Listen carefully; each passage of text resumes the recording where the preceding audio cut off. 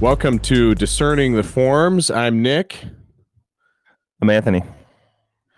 And we are here with a special guest. Our special guest has a graduate degree in theology from the University of Oxford. He is currently pursuing his PhD in theological aesthetics, and we wanted to get him on to talk about aesthetics. We had an episode on it, but hey, we need to talk to somebody about it because this is a big deal. So my special guest is Charles Howell. How are you, Charles? Good. How are y'all? Good.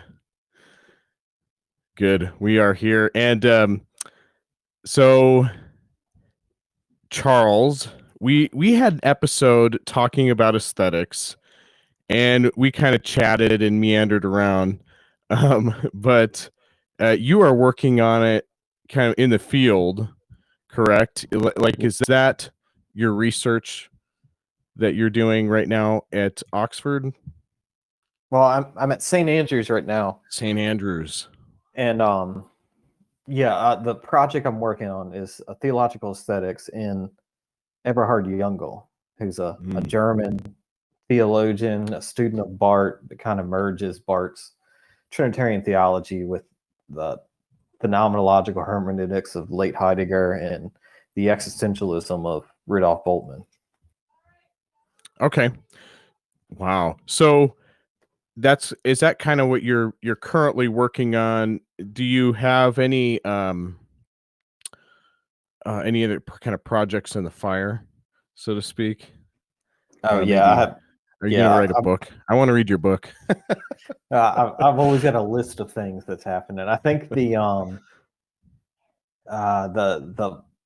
thing I'm actively working on, since we just got to St. Andrews and things are still kind of get going, is I'm working on an article that will be published. I think it comes out at the beginning of next year, January, February, in Religions magazine.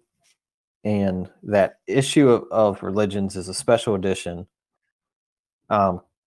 putting conceptual art and apophatic theology in conversation to see how one can help explain or bring meaning to the other. And the specific article I'm working on is Ederhard Jungel's theological aesthetics, but specifically his doctrine of divine hiddenness and how that relates to a conceptual artist named Gordon Madden Clark, who was involved in this project called Anarchitecture, where he would go cut out chunks of buildings essentially, and the gaps left in the walls of the buildings would become works of art.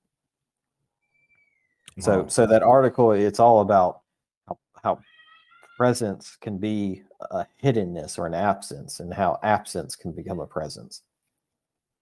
Oh, interesting. So okay, so we talked about aesthetics before in the podcast, but maybe for listeners, they might be jumping in.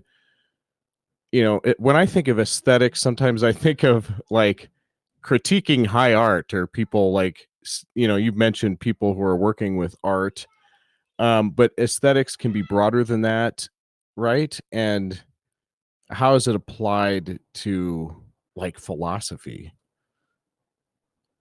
Yeah, aesthetics picks up that notion of tied to fine art really after Hegel.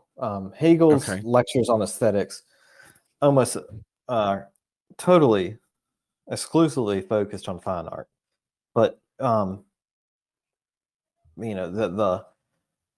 it's a complicated story. So in one sense, aesthetics is a modern discipline. It was really instantiated into Western intellectual tradition by Christian Wolff, and it gained its most concise definition, I guess you could say, in another German philosopher named Baumgarten. And his definition of aesthetics is a science of perception. So modern aesthetics deals with the perceptible realm and how that relates to our cognitive abilities, our emotional capacities, and our kind of imaginative free play that we gain pleasure, an existential type of pleasure from. Okay. So so now so he broadens it per se, is that what I'm hearing? So, it can be applied to how do you distinguish it from like sex, drugs, and rock and roll, or you the aesthetic experience of I don't know, eating Cheetos or something? Yeah.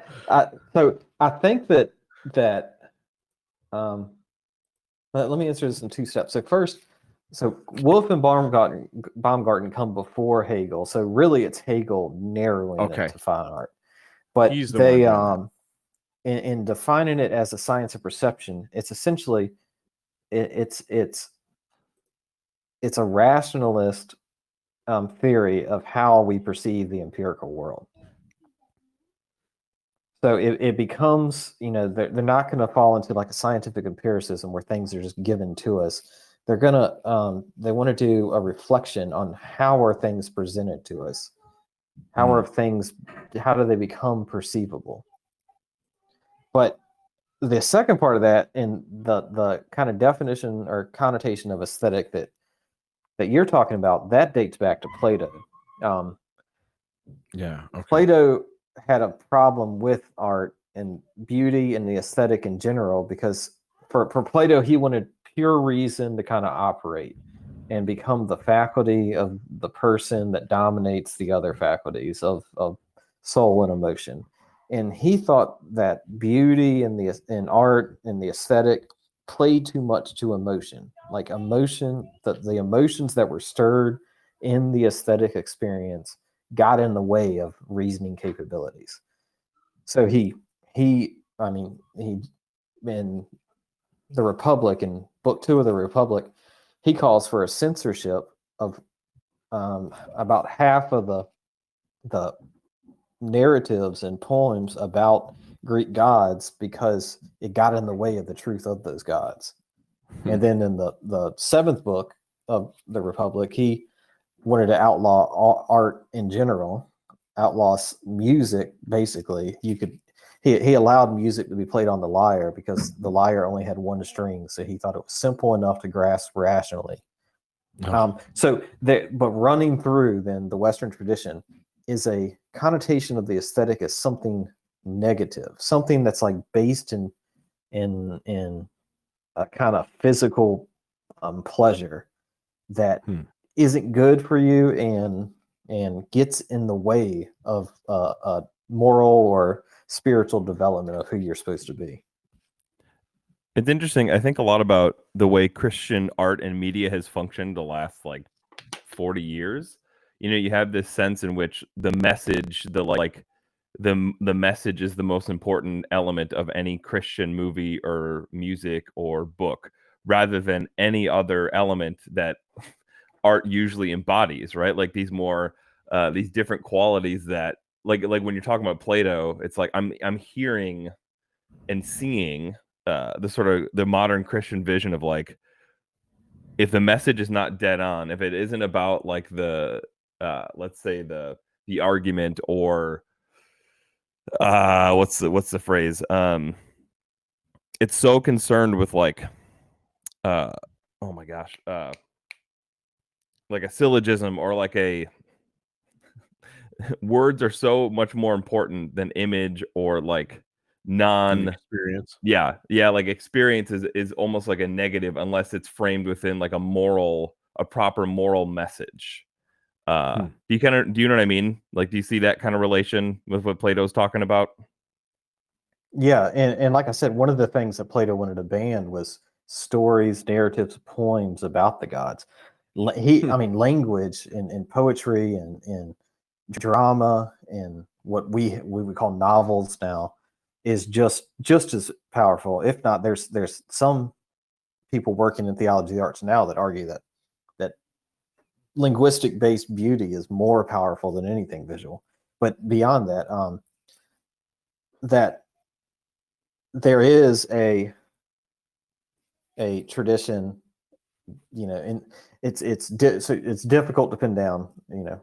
Speaking as Americans, it comes into America along with kind of scientific rationalism that Mhm. that we need to just reason, use logic, use pure truths, kind of mathematical sense of the world, and we apply that to God, and that's how we get closer to God, is gaining this corresponding truth to God. So you're absolutely right that the aesthetic is meant to be left out of American Christianity, but at the same time, American Christianity is almost nothing but aesthetic when you look at the most popular forms.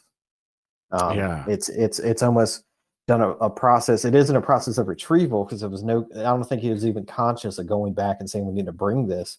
It was just a kind of momentary decision, and we need to bring some aesthetic elements in there. So music, I think, was probably the first thing to come in, maybe in the 90s, Christian evangelical music, and then the whole Praise bands. presentation of it came after that.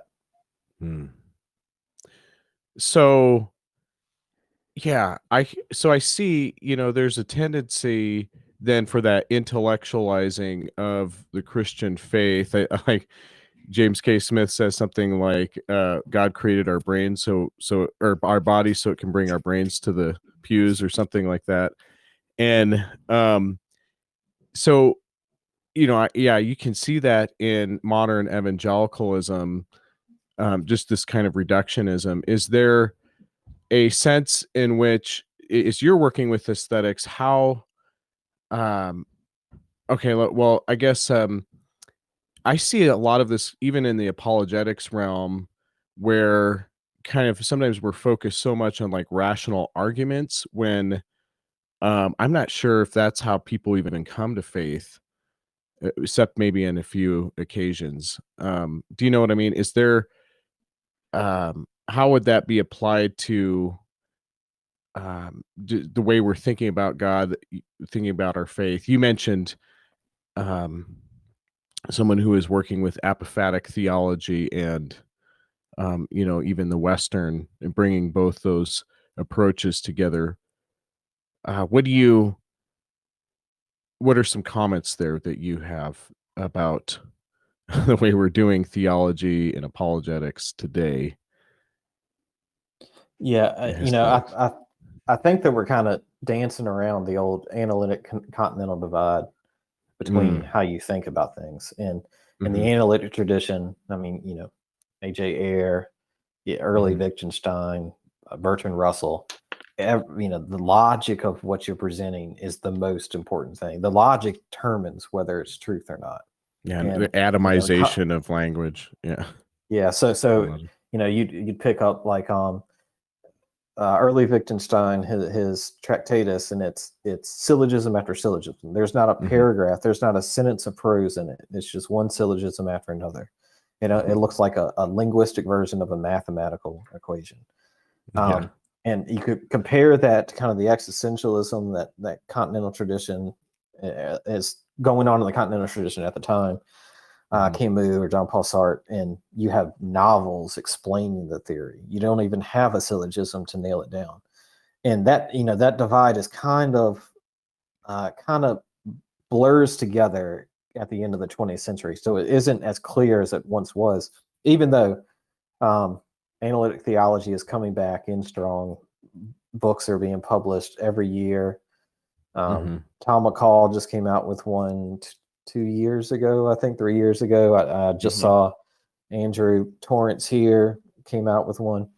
So the analytic guys are still trying to divide this, but I think the thought was, and this comes starting with Descartes, that the most important part of a person is the reasoning process, and this appears multiple times throughout history. Plato, said the same thing, like we've talked about.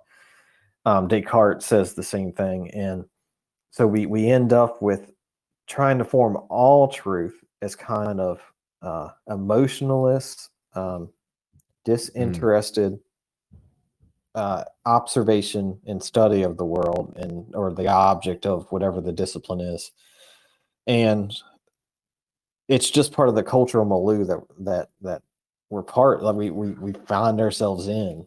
in the 20th century. But at the same time, like I said, there's always this resistance. There's always these people that fall out of that. I think the church ended up so strongly into it just because of the main thinkers that were being drawn from and influencing how the church took shape in the 19th and early 20th centuries. Now, when I think of aesthetics, sometimes there's a concern that it's so open to everything, like the broadening way of experiencing things in life and so forth. When I'm thinking about God and I'm thinking about theology or even philosophical concepts, how does bringing in wouldn't bringing in just anything in my experience just kind of relativize or kind of make it all subject? There's that kind of sense of where if we try to think about and orient ourselves in an aesthetic way to some of these truths and ideas, is there a way that we would sort of make everything just sort of subjective and relative, just like I might enjoy a piece of pie a certain way, and you might enjoy it another way? Do you know what I mean? Is there a sense of where it kind of relativizes the discussion? Yeah. And so before I answer that question directly, it's interesting that you're coming with this kind of preformed notion that aesthetics is subjective relativism. Subjective, yeah. Yeah, and that's a modern idea. Gadamer, in his book Truth and Method, actually accuses Kant of the one who subjectivizes aesthetics, even though if you read Kant's third critique, the critique of the power of judgment, it's far from it's more based in a objective world than his first two is, and that's kind of the point of it. But to answer your question, what does this mean for God? This is kind of where Balthasar starts, and Balthasar is accredited for the revival of theological aesthetics in the 20th century, and he has three-part systematic that's 15 volumes long, 17 volumes long, something like that. And the first 7 volumes are his theoaesthetic. It's called The Glory of God. And what he says is theology is kind of in a dilemma. And by theology, he's Catholic, so he means the duty of the church to pass on the gospel, pass on the charisma, the message of God to the world. And he says the issue is, we know that God is beyond thought. God is too big to fit into reason. That doesn't mean we can't say rational things about God, but God always extends beyond those rational claims. But at the same time, we're called to present to the world God, who goes beyond what we can say rationally. So we're caught in this dilemma.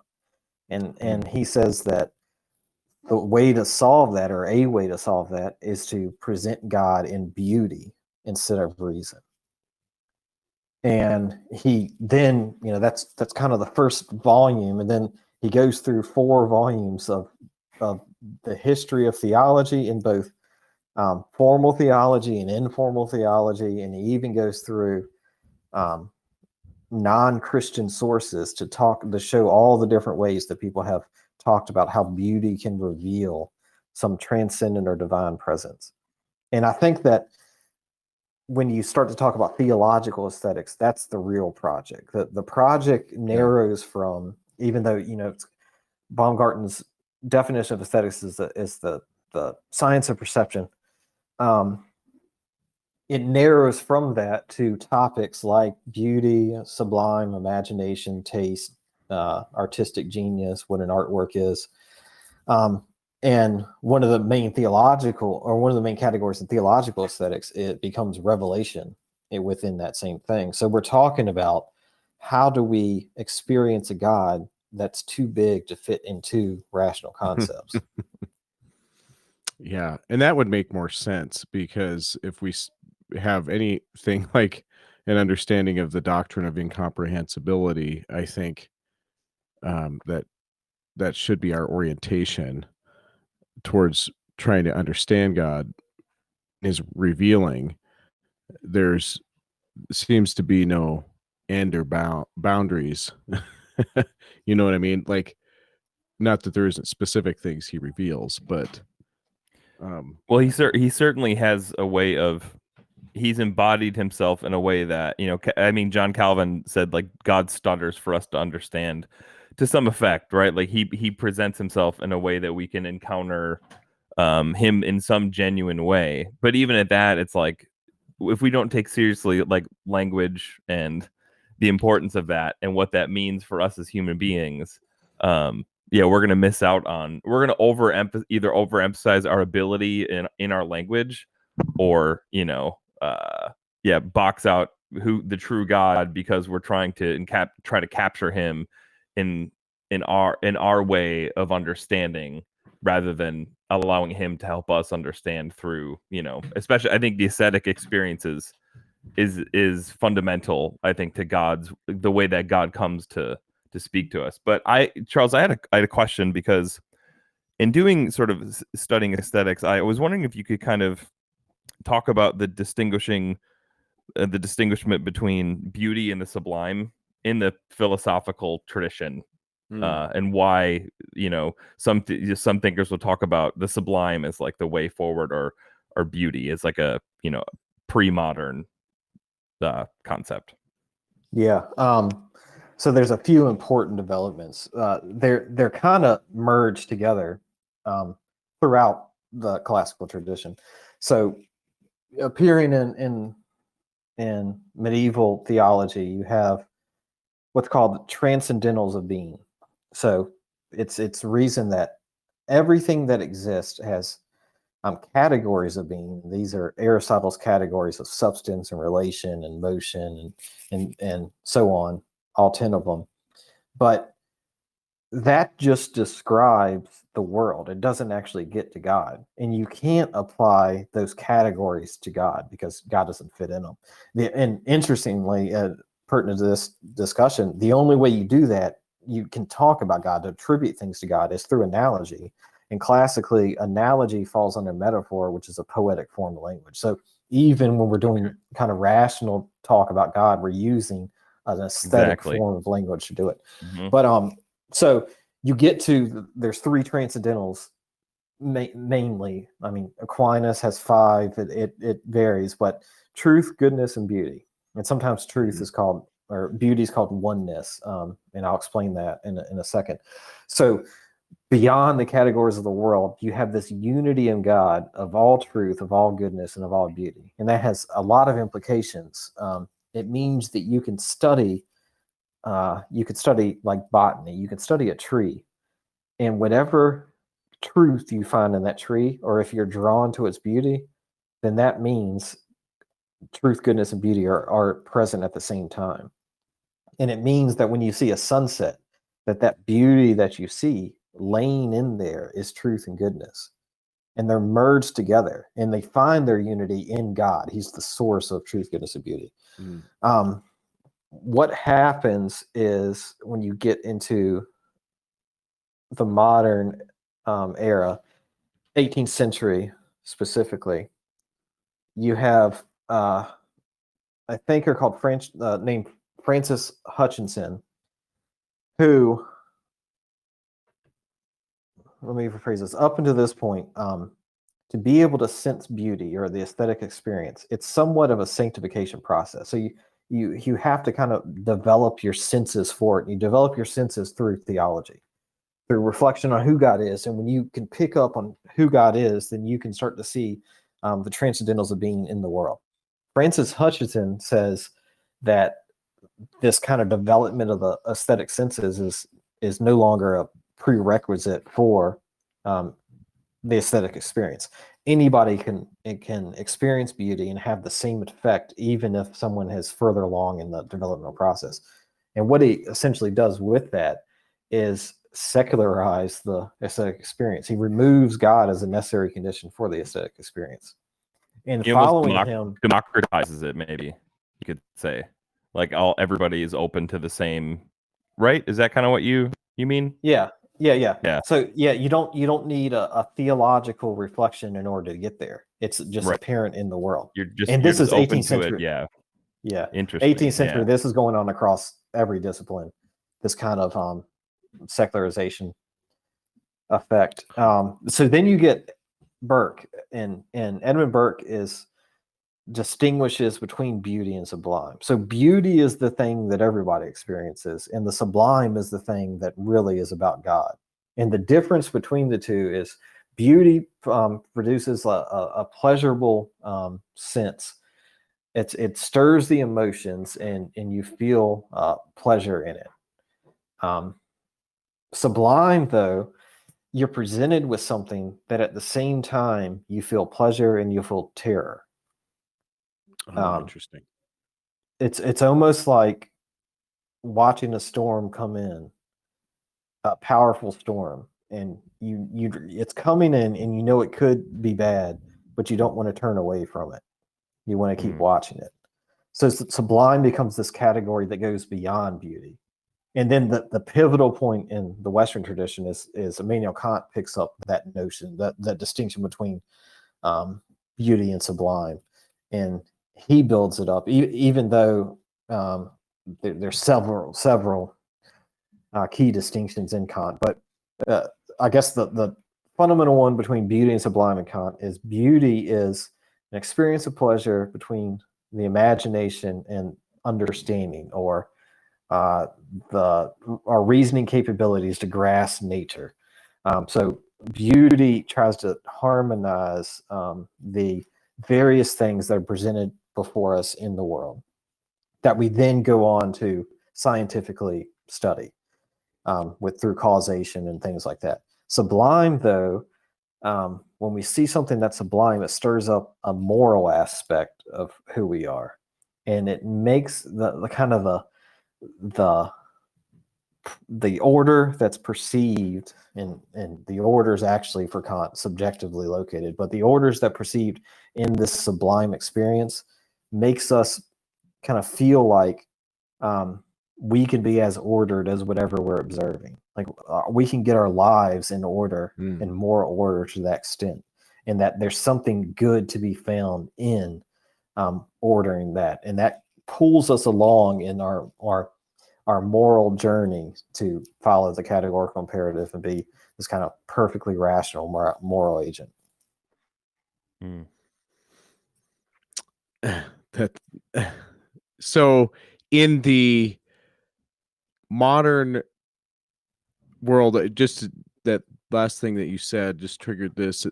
I just see so many problems with us obsessing over order. Is there a problem that comes out there, that if we are obsessing with order in our own lives, what about those of us who want to be messy? I have a messy life, so Yeah, and one of the big critiques on Kant is, even though it's his entire philosophy essentially is subjectively located, it's universally applied. So he reasons every person, if you are thinking right, will think the same way. yeah. I think your question though can be answered a little bit about what it means to be ordered. And Christian Wolff, like I said, he kind of introduces the term of aesthetics in the modern era. His notion of beauty is a perfection of order in an object. So what's beauty is, if you see a tree that kind of stands out from all the rest of the trees, it's because its constituent features are ordered in such a way to produce a perfect effect, a teleological effect. Like it has reached a development that goes beyond all the trees around it. So that's the notion of order. It's a proper proportion of the constituent elements of a thing. And then how does that be applied to our lives as a moral order? In Kant, it means we follow the categorical imperative is essentially what it means. We follow it rationally and kind of perfectly. It can mean different things, but yeah, it's less about cleaning your room and more about being able to think in a straight line when it comes to moral reasoning. Okay. Yeah. Okay. So Go ahead, Anthony. No, I was just laughing about maybe a Jordan Peterson slight there. I don't know. It could be that, but there was a little bit. We need a couple of those. Yeah, even though Jordan Peterson, I catch clips of him every once in a while, and he was on Theo Von podcast. I don't remember when, talking about beauty, and he did have something striking to say. And this, coming from a clinical psychologist with a very kind of scientific, his school of psychology is a little bit Jungian. Yeah. Archetypal, out of the norm. Kind of mythical. Yeah, a little bit out of the norm for sure. Yeah, but he told Theo Von that, if he wants to get his life in order, hang a painting over his bed. And then as you wake up in the morning, you're confronted with beauty. And that becomes a terrifying experience because beauty forces you to ask a question. It forces you to look at your bed and say, should this be messy or should this be made up?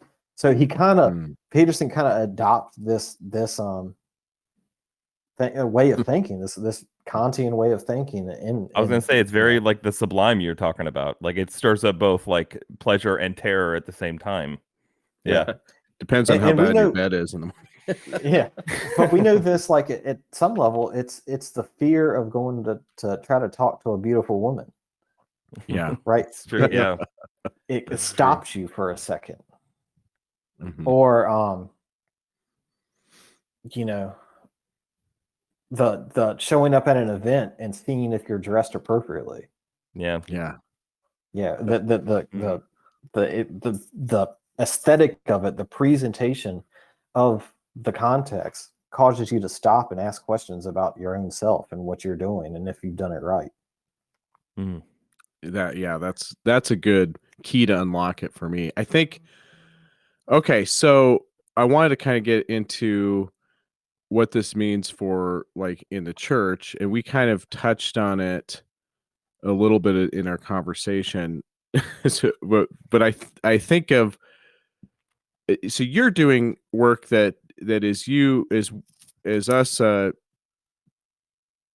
lay people read or study these works.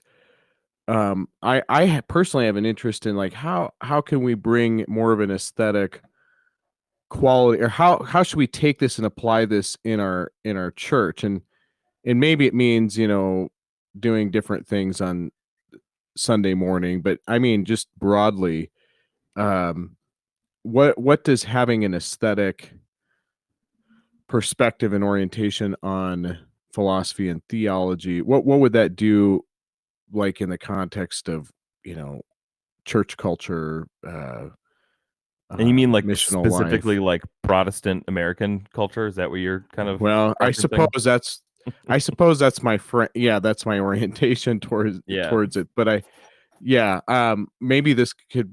I don't know. I'd just be interested in your thoughts on when you bring this in. I think to answer that question, you have to kind of ground yourself in a few decisions beforehand. One is the role of aesthetics, and like I said, Plato and kind of the almost not exclusively, but a lot of the rationalist tradition are weary of aesthetics because emotions get in the way of reason, imagination gets in the way of reason, all these things do. This is a sense the iconoclasm of the Reformation too. It was critique against money and the way church was spending funds and those types of things, but it was just as much a critique as presenting theology in an incorrect way. And even I remember walking around Milan at the cathedral there, and they have huge statues that were meant to go on this cathedral, which took 200 years to build, of God the Father. And they eventually they didn't put it on there because of theological reasons. So there's always some censorship, and this, and even in classical the tradition of the church, you don't get depictions of God the Father until the Renaissance. So it's late. There's always this theological censorship about what's acceptable for arts. But next to Plato, we can bring in Aristotle. And while emotions, art stirred emotions, got in the way of the reason for Plato, for Aristotle, emotions was a necessary step towards reasoning. It was emotion that the like judgment and the struggle that you went through in emotions led to this cathartic moment, and in that catharsis you learn something about yourself, and that kind of tradition still lives today. One, I think, analogy could be drawn to something like Heidegger's notion of beauty, the late Heidegger, where it's these experiences that we have unconcealed. They reveal something about the nature of the world. And in that revealing of the nature of the world, we learn something about ourselves. We learn something about things around us, and we learn something about being in itself. So that's, you have to kind of start with, what role do arts play in the church, in worship service? I think a lot of the more mainstream evangelical churches or denominations or cultures that are out there, I'm thinking Hillsong and Bethel, definitely follow this cathartic theory where the worship especially, but even this goes into the sermon, is supposed to rouse emotions until you have this release, this cathartic release. And in that release, you learn something. You learn something of God, or you learn something about your own spirituality, or something in the face of it. But that doesn't mean that you have to go down that route to use art in the church. And maybe, part of the issue with thinking about these things in American context is we live after the iconoclasm and whitewashing of the Zwingli Calvin side of the Reformation. Luther never lost art. If you go to a traditional Lutheran church, it looks like somewhat like a Catholic cathedral. Eastern, even Eastern sometimes, depending on. But if you go into a Baptist church, you're going to see a nature scene, because it's okay to talk about nature, and maybe some stained glass with some of the apostles in it, some of the scenes of the Bible, but that's it. And so the question is, how much do we regain from that? But even without a strictly theological analysis, I think it has to be admitted that the aesthetic world shapes how we think about things. It shapes the way we interpret things, and that it's doing that whether we are presenting images or not. So when you go into a church, in the coffee shop is the first thing you see. What does that say about notions of sacrality? What does it say about why you're there to worship?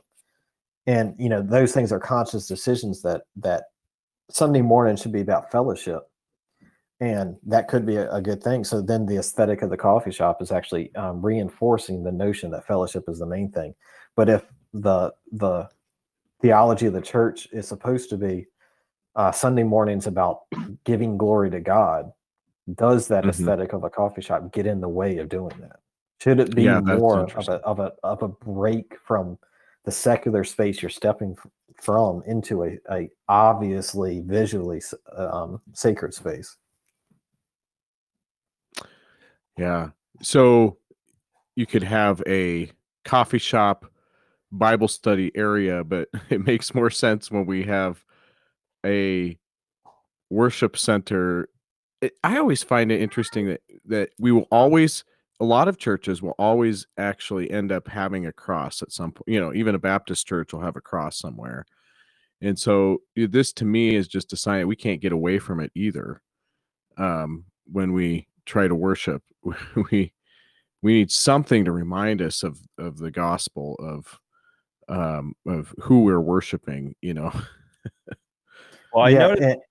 I was just a quick aside. I notice a lot about art that is in, especially yesterday I was at a church for a classes meeting, just for a gathering of churches in a certain area, and it was like there was an empty cross, but there's also like these quotes that had words on them.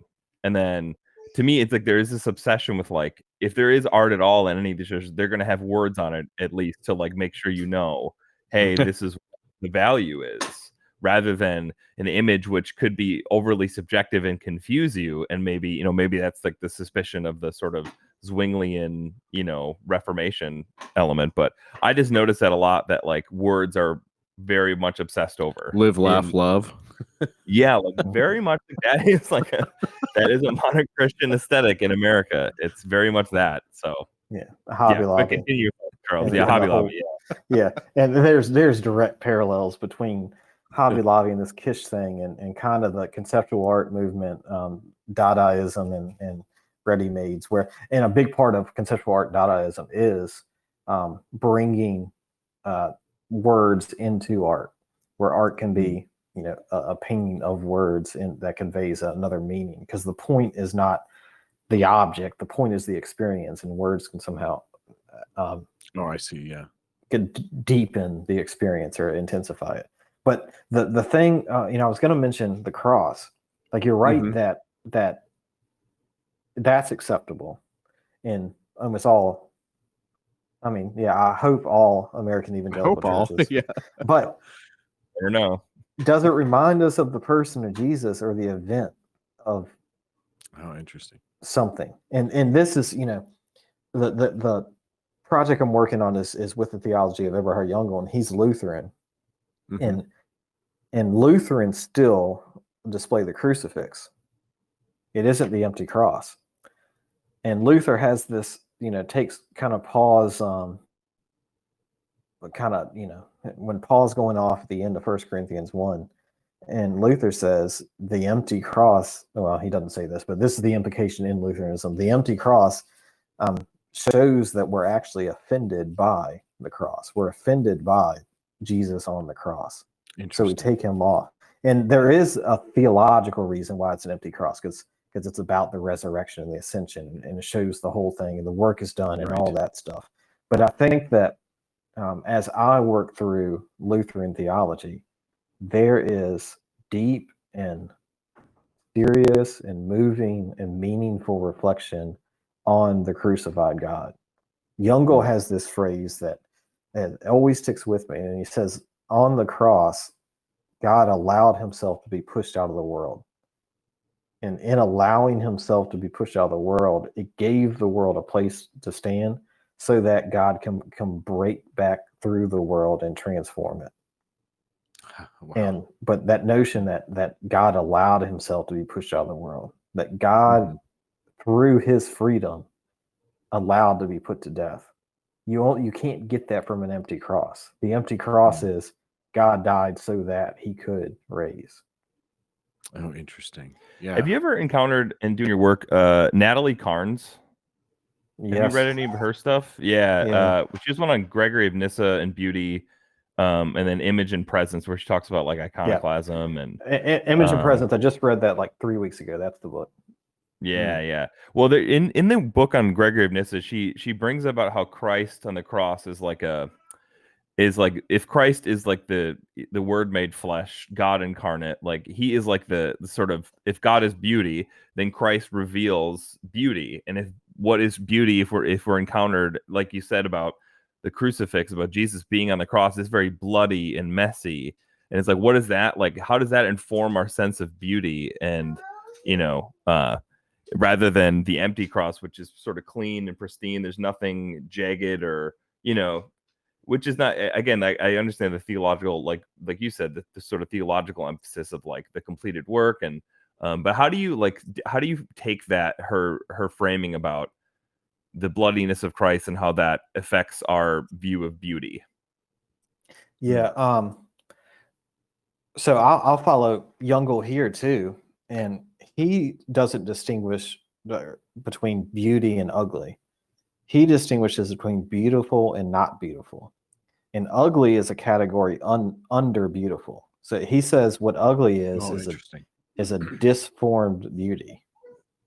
But it's still in the category of beautiful. The not beautiful would be the unperceivable, like something that is beyond perception. But I think that the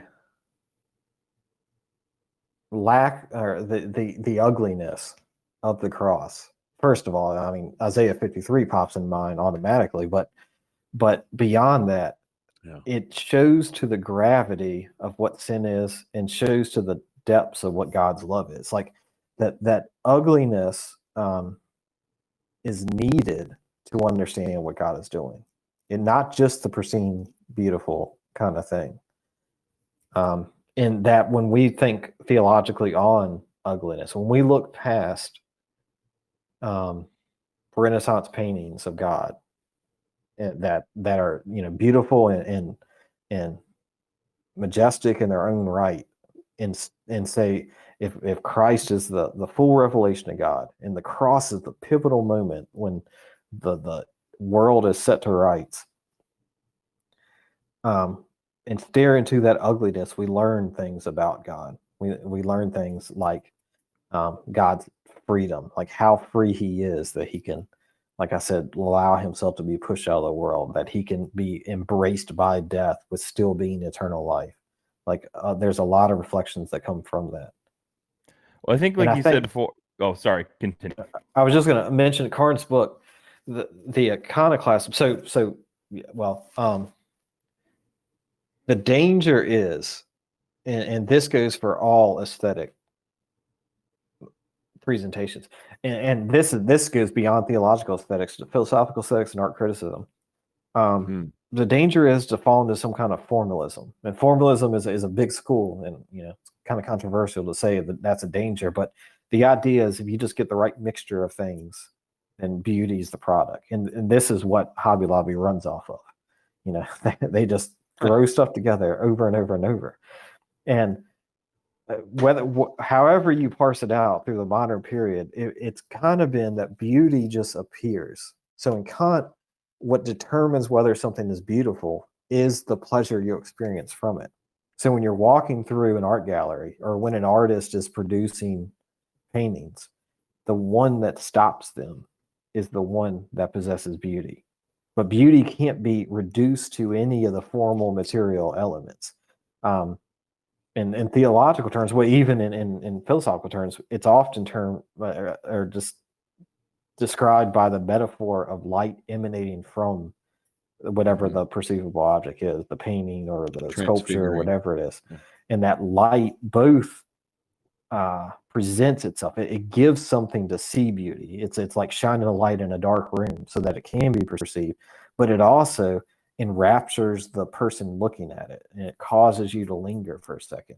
So when that means, when it comes to topics of iconoclasm, is no one really has a control over the beautiful. The beautiful appears as it appears, and there are people that seem to be able to present it better, to articulate it better.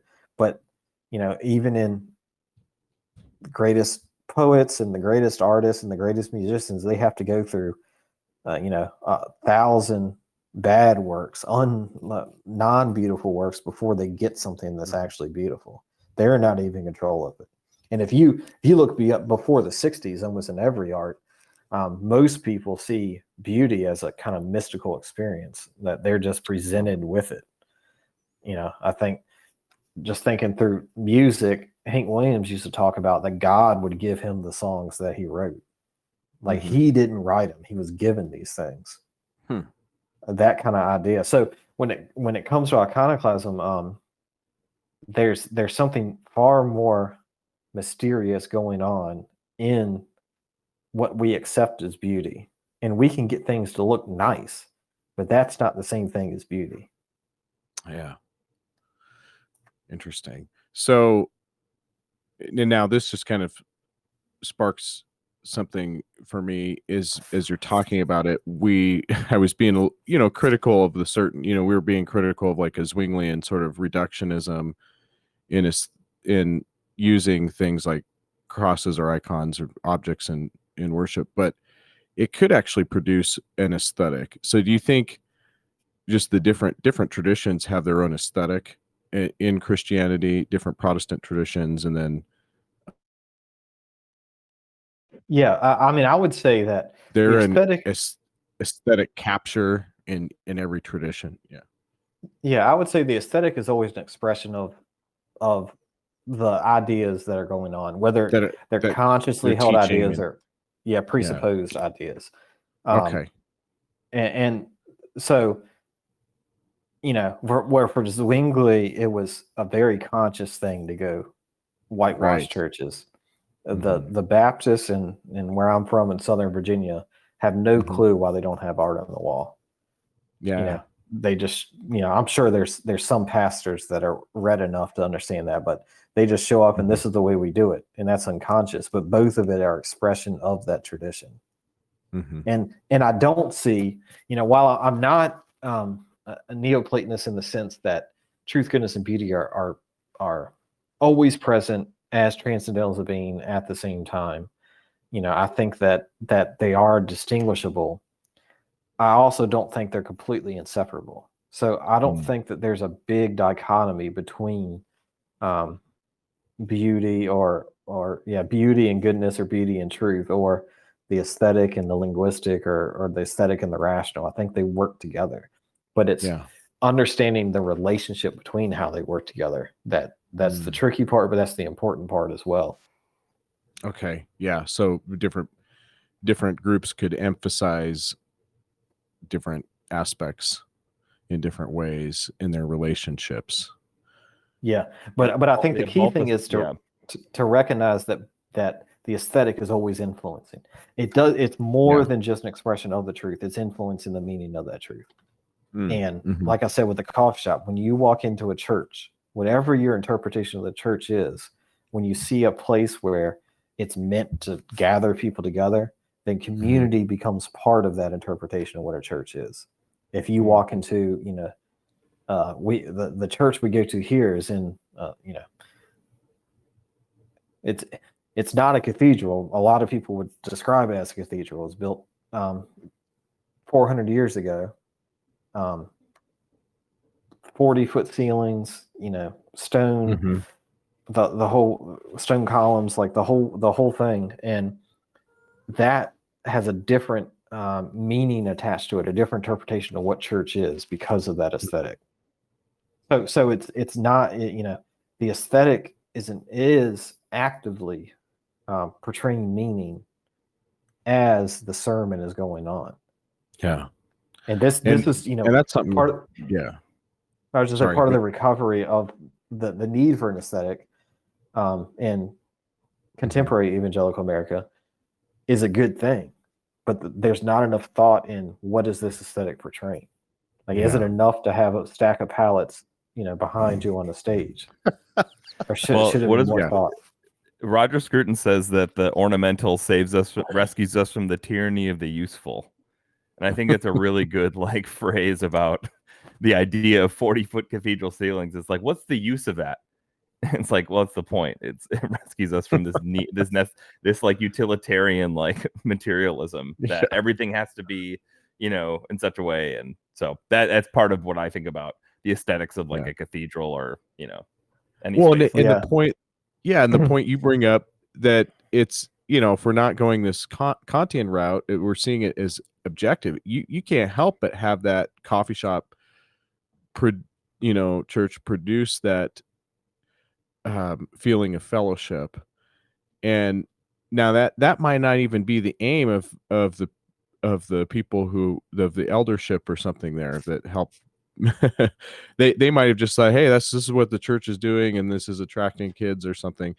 But it doesn't matter what their thoughts were in building it. It will produce something in you, right? So and this, back to that Scruton quote, which, he has this documentary. I don't remember what it's for It's beauty's about sake. beauty, but why beauty matters or something. Yeah, why beauty matters. That's it. And Scruton's aesthetics is based in Kant, and Kant, Gadamer's claim Kant objectifies art or beauty is a little bit overstatement. Because for Kant, what he's studying is the way objects present themselves to us, and he just says you can't ever study that as they are in themselves, because they're always a presentation to us. So we have to be part of that analysis, and that was kind of always left out of rationalism. that's good. Or empiricism, and that's how we bridge rationalism, empiricism. But I was just going to say that because that because in Kant, when beauty hits is when it stops you in your tracks. Like you can't rationalize it. You can't say, well, it's because of this, this, this. You just have to sit there and linger for a little bit. When that happens through a theological lens, something about God, something that is good in terms of Christian theology is happening. So you're right that maybe the coffee shop isn't a conscious thing, but it's attracting kids. That can be easily theologically played out to either evangelism or the gospel. But once again, there's the other side of beauty, the danger side of it is always there, that it can present meanings you don't want. And that's why theological aesthetics, I think, is necessary for a church to work through. Could there be unintended information spread through this? Yeah, even presenting something unorthodox, or even like there are people that the higher church traditions are cold to them, are unapproachable, and that's something negative. And whether whatever the reasons for that are, their connotations of what they are, their experiences with it, if it's just the aesthetic, if it's just too much, looks too religious to them for them to engage in it, that's still a result of the aesthetic, and it's something that you can try to explain away with theology, but does it ever really take effect? Yeah. Right. It's not necessarily a rational component to why they reject it. Yeah. Ultimately. I would say fundamentally. Yeah. Yeah. I would say it's a hermeneutical one. And this is kind of how it's the aesthetics is it adds hermeneutic to the more the parts of the world that we can more easily rationalize. And that's why it's important in all aspects to think about how not only what you're articulating, but how you're articulating it. And if you take people that are, let's say, influential, even within the anti-aesthetic period of America in the 19th to 20th century, people like C.S. Lewis, it's because of the beauty of his words that he could convey the meaning that he did. And that's why you see C.S. Lewis quotes all over the place, because in one sentence, he can sum up what other people, would take a whole book to do. And it's because of the poetry that's in the sentences. It's the power of metaphor. It's the power of the ornament of language in there. Yeah, that's so good. Well, I was gonna say, before we go, what if anybody is looking to get into like this sort of field of like theological aesthetics, do you have any like book recommendations, maybe like for like a level 1, level 2, do you have any like a few book recommendations you could put out there? Yeah. So I would say to start thinking about it, that Roger Scruton documentary, Why Beauty Matters, is a great place to start. Yeah, it is. Hold on just a second.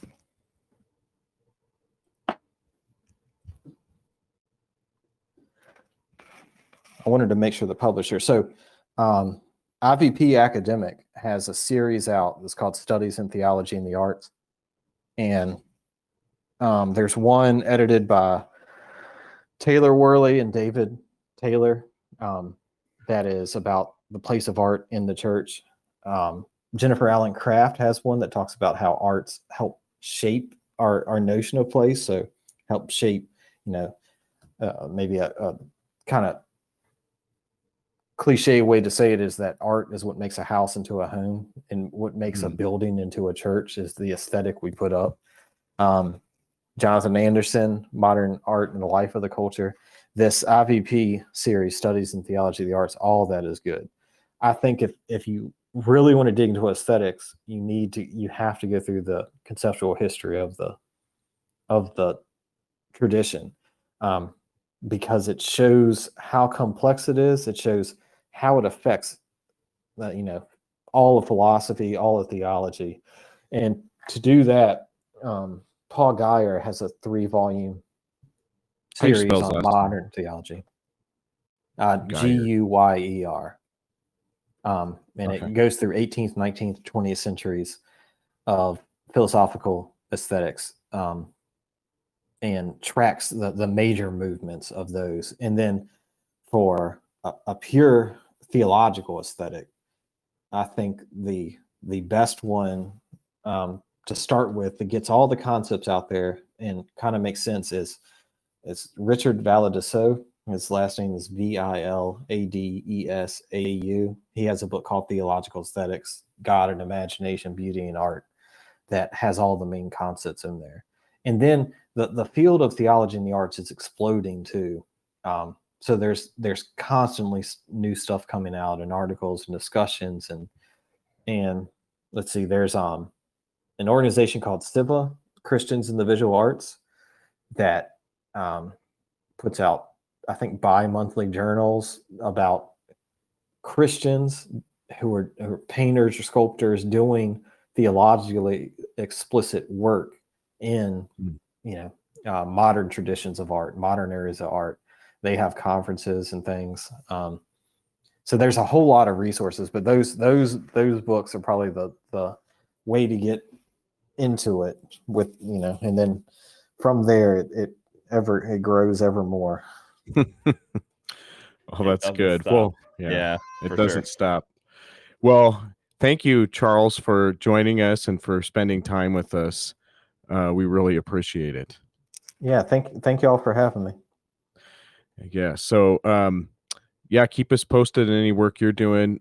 We'd like to post it or mention it on the show as well. Okay.